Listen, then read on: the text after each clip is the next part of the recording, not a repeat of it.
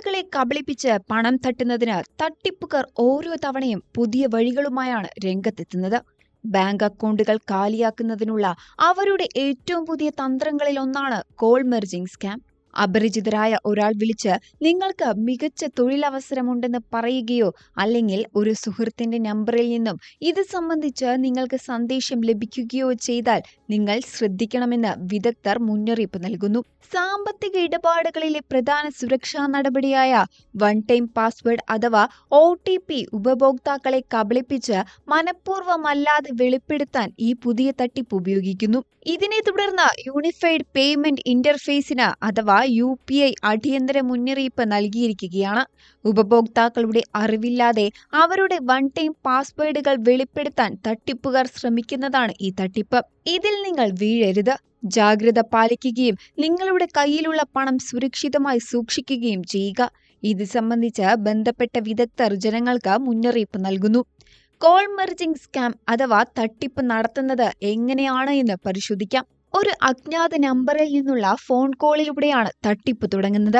വിളിക്കുന്നയാൾ നിങ്ങളുടെ നമ്പർ ഒരു സുഹൃത്തിൽ നിന്നാണ് ലഭിച്ചത് എന്ന് അവകാശപ്പെടും. തുടർന്ന് നിങ്ങളുടെ സുഹൃത്ത് മറ്റൊരു നമ്പറിൽ നിന്നും നിങ്ങളെ ബന്ധപ്പെടാൻ ശ്രമിക്കുന്നുണ്ട് എന്ന് പറഞ്ഞ് കോൾ മെർജ് ചെയ്യാൻ നിങ്ങളോട് ആവശ്യപ്പെടും. ഇത് തട്ടിപ്പാണ് എന്ന് മനസ്സിലാക്കാതെ നിങ്ങൾ കോൾ മെർജ് ചെയ്യുമ്പോൾ ഒരു ബാങ്ക് OTP വെരിഫിക്കേഷൻ നിങ്ങളുടെ കോളിലേക്ക് ലഭിക്കും. ഇത് തട്ടിപ്പുകാർ കൃത്യമായി ചെയ്യും. ഈ തട്ടിപ്പ് മനസ്സിലാക്കാതെ നിങ്ങൾ OTP പങ്കിടുമ്പോൾ തട്ടിപ്പുകാർ നിങ്ങളുടെ അക്കൗണ്ടിലെ പണം പിൻവലിക്കും. ബാങ്ക് അക്കൗണ്ടിലുള്ള നിങ്ങളുടെ പണം നഷ്ടപ്പെടുകയും ചെയ്യും. ഇനി ഈ കോൾ മെർജിംഗ് തട്ടിപ്പിലൂടെ പണം നഷ്ടപ്പെടാതെ എങ്ങനെ സുരക്ഷിതരായിരിക്കാം എന്ന് നോക്കാം. ഈ തട്ടിപ്പിൽ വീഴാതിരിക്കാൻ നിങ്ങളെ സഹായിക്കുന്നതിന് UPI ചില സുരക്ഷാ നിർദ്ദേശങ്ങൾ നൽകുന്നുണ്ട്. ഒന്നാമത്, അജ്ഞാത നമ്പറുകളിൽ നിന്നുള്ള കോളുകൾ ഒരിക്കലും മെർജ് ചെയ്യരുത് എന്നതാണ്.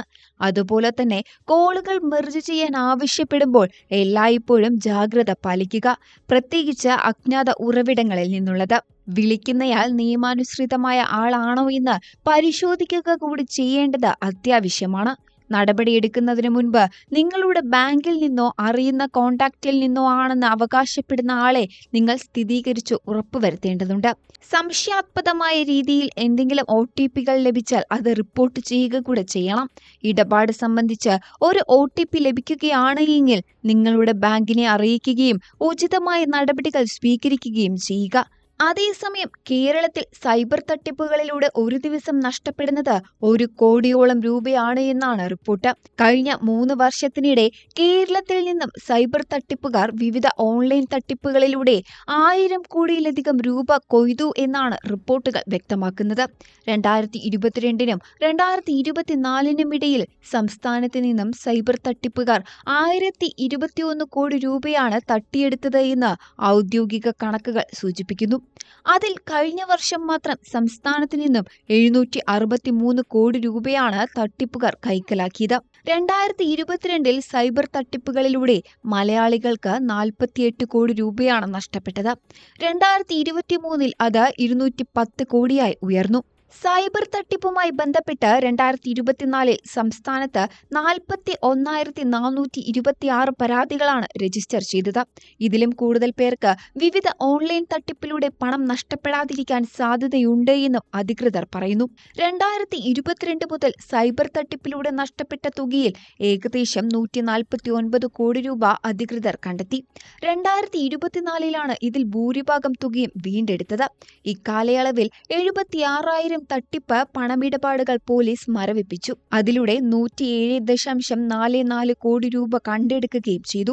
2022 4.38 കോടി രൂപയും 2023 37.16 കോടി രൂപയുമാണ് പോലീസ് തിരിച്ചുപിടിച്ചത്. തട്ടിപ്പിനിരയായവരുടെ പശ്ചാത്തലവും പോലീസിലെ സൈബർ വിഭാഗം വെളിപ്പെടുത്തിയിട്ടുണ്ട്.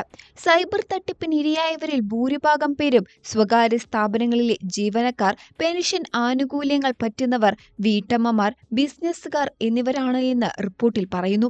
തൊഴിൽ തട്ടിപ്പിനിരയായവരാണ് ഇവരിൽ ഭൂരിഭാഗം പേരും. കൂടാതെ ഓൺലൈൻ ട്രേഡിംഗ്, ഫെഡെക്സ് രീതിയിലുള്ള തട്ടിപ്പ്, വായ്പാ തട്ടിപ്പ് എന്നിവയുടെയെല്ലാം പേരിലാണ് ഓൺലൈൻ തട്ടിപ്പ് സംഘം ഇരകളിൽ നിന്നും പണം വാങ്ങിയിരുന്നത്. സൈബർ തട്ടിപ്പ് കോളുകളിൽ പെടുന്നവർ ഉടൻ തന്നെ 1930 എന്ന നമ്പറിൽ വിളിച്ച് തങ്ങളുടെ പരാതി രജിസ്റ്റർ ചെയ്യണം. പൊതുജനങ്ങളുടെയും അധികാരികളുടെയും കൂട്ടായ പരിശ്രമത്തിലൂടെ മാത്രമേ സൈബർ കുറ്റകൃത്യങ്ങൾ പൂർണ്ണമായും ഇല്ലാതാക്കാൻ സാധിക്കൂ എന്നും അധികൃതർ വ്യക്തമാക്കി.